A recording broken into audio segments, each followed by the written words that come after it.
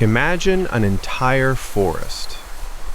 Not just a grove, but thousands of mighty oaks and pines that had been growing for 100, maybe even 200 years.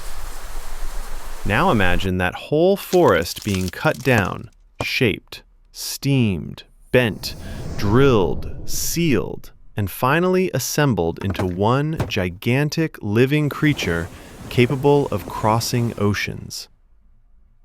That is what the great wooden warships really were. They were not just transportation. They were not just weapons. They were floating cities made of wood, born from brutal labor, deep experience, and astonishing engineering instinct. But what was hidden behind that wooden skin? What filled those enormous hulls from the keel all the way up to the tops of the masts? Everything began with the keel. The keel was not just a beam at the bottom of the ship. It was the spine. For a large ship of the line, the keel could be made from several huge oak timbers joined together, stretching for more than 50 meters along the bottom of the vessel. To that wooden spine, the shipwrights attached the ribs. These were the frames, the curved timbers that shaped the future sides of the ship. And finding the right wood for them was one of the hardest parts of construction. Shipbuilders searched forests for years, looking for trees that had grown with the correct natural curve.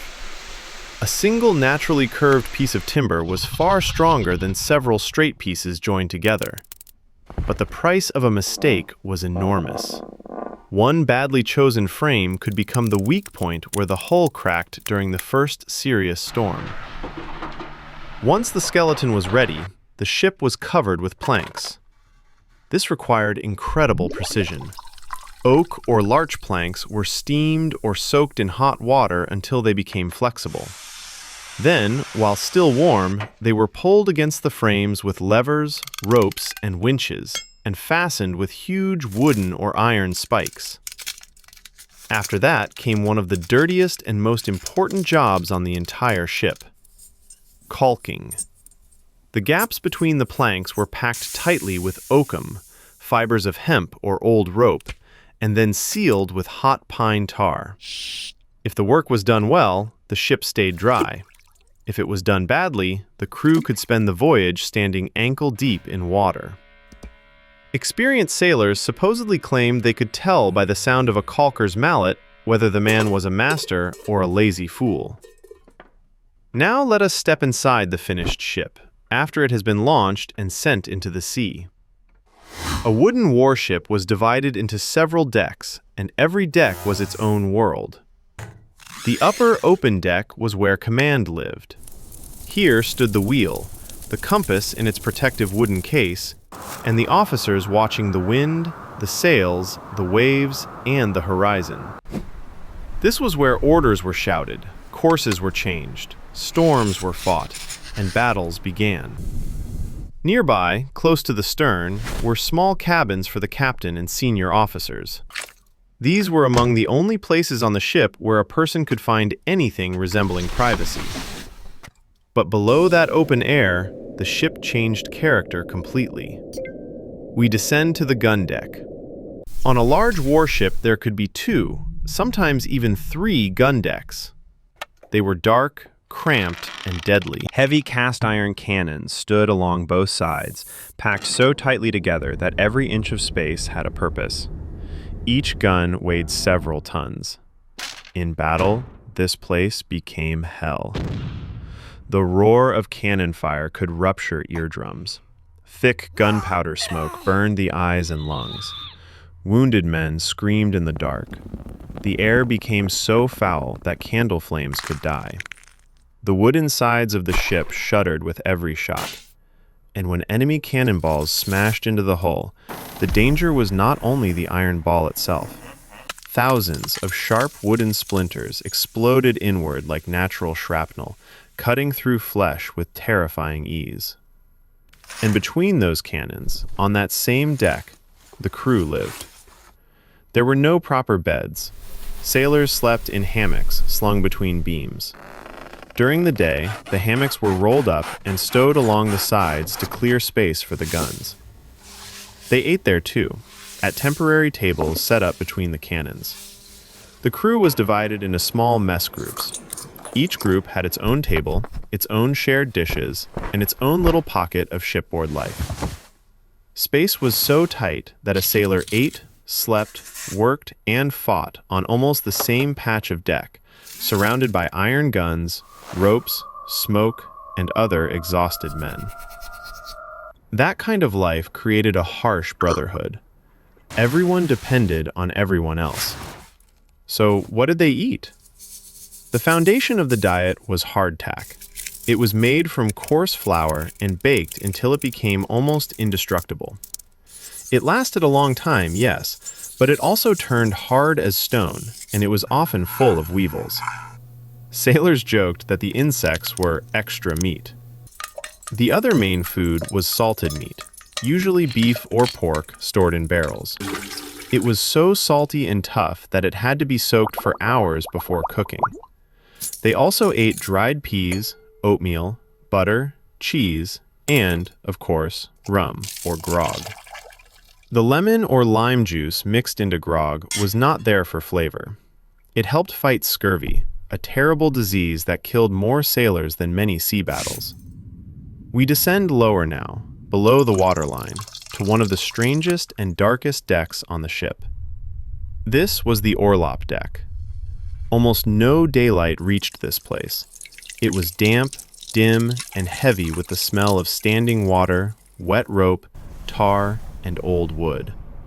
Spare sails, lines, paint, and barrels of pitch were stored here. But the orlop deck had another, far more terrifying purpose. This was where the ship's surgeon worked.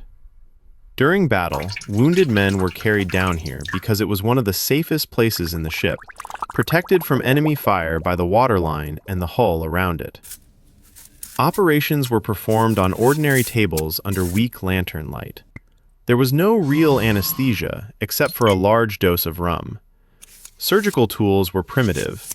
Sterility was almost unknown. Amputation was often the quickest way to save a life. Sawed-off limbs were dropped into buckets. Even if a man survived the wound, infection could kill him later. The safest deck in battle was also one of the most horrifying places on board. And below even that was the belly of the ship, the hold. This enormous space contained everything the ship needed for a long voyage. First came ballast. Stones, sand, or iron weights were placed low in the hull to keep the tall sailing ship stable.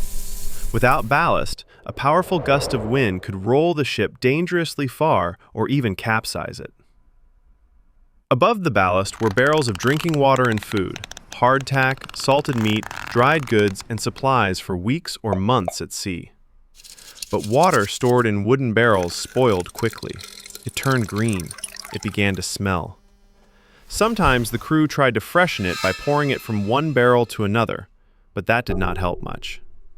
By the end of a voyage, drinking water could become a thick, foul liquid that nobody wanted to look at too closely. At the very bottom of the hold, beneath the ballast and barrels, another liquid collected. Bilge water.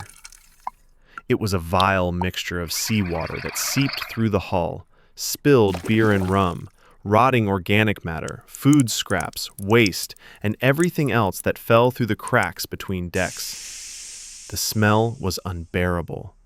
The vapors could make men sick. And if too much bilge water collected, the ship became heavier and more dangerous. So it had to be pumped out by hand. Working the pumps was one of the hardest punishments on board. Men stood for hours, exhausted, sweating, and half sick from the smell, forcing the foul water back into the sea. The hold was also home to rats. Countless rats. They ate supplies, spread disease, and turned the lower ship into a crawling, squeaking nightmare. Now we climb back upward, above the darkness of the hold, and look at what actually moved this wooden giant across the ocean. The masts and sails. A large ship usually had 3 masts, the foremast at the front, the main mast in the center, and the mizzen mast at the rear. Each mast was built from multiple sections and could rise as high as a modern apartment building. Holding that entire structure in place was an incredibly complex web of ropes called the rigging. Standing rigging, such as shrouds and stays, held the masts steady. Running rigging controlled the sails. On a large warship, the total length of all the ropes could reach many kilometers. To an outsider, it looked like chaos. To an experienced sailor, every rope had a name, a purpose, and a consequence if handled wrong. The sails were the engine of the ship.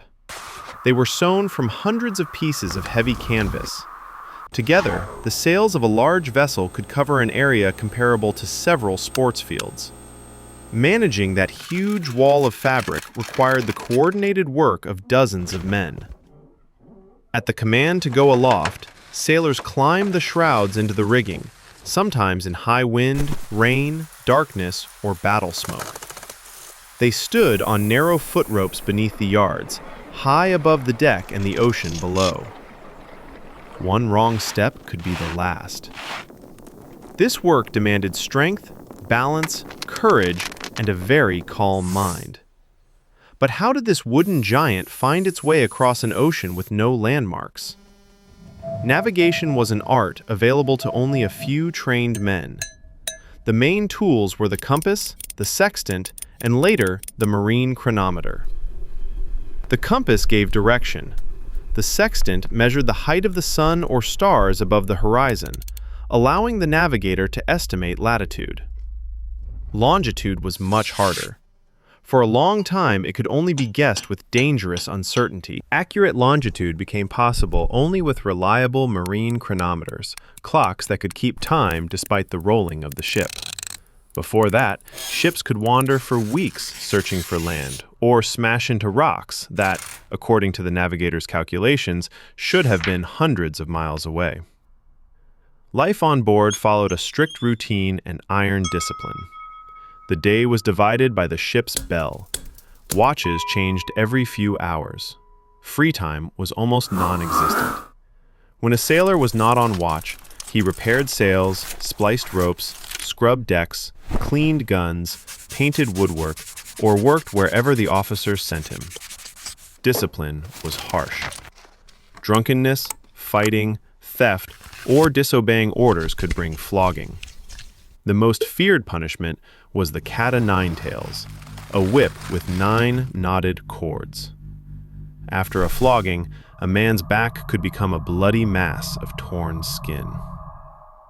And yet, commanders considered this necessary to maintain order among hundreds of men trapped together for months in a wooden world with no escape. The captain's cabin was the complete opposite of the crew's world.